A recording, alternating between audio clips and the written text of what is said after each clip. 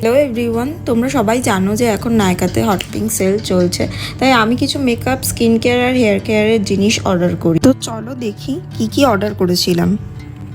ফার্স্টে ছিল শপারেলের ফাউন্ডেশন, যেটা আমার খুবই ভালো লাগে। এই ফাউন্ডেশনটা আমি আমার বিয়েতেও ইউজ করেছিলাম আর সেলফ মেকআপ ক্লাসেও, খুবই ভালো।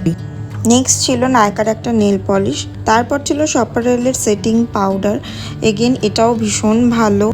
তারপর ছিল জোভিজের একটা টোনার, যেটা কিনা আমি অনেক রিজনেবল প্রাইসে পেয়েছি অ্যান্ড এটাও খুবই ভালো। নেক্সট ছিল তিনটে জিনিস, একটা ইনসাইটের কালার কারেক্টার প্যালেট, সেকেন্ড ছিল উইশ কেয়ারের সানস্ক্রিন, যেটা আমি ফ্রি গিফটে পাই। থার্ড ছিল রিকোর্ডের গ্রিপ স্প্রে, এগেন এটাও আমি গিফটে পাই। তারপর ছিল লরিয়ালের কনসিলার, একটা শপারেলের লিপস্টিক আর একটা রিকোর্ডের ব্লেন্ডার। লরিয়ালের কনসিলারটা আমি অনেকটাই কমে পেয়েছিলাম অফারে।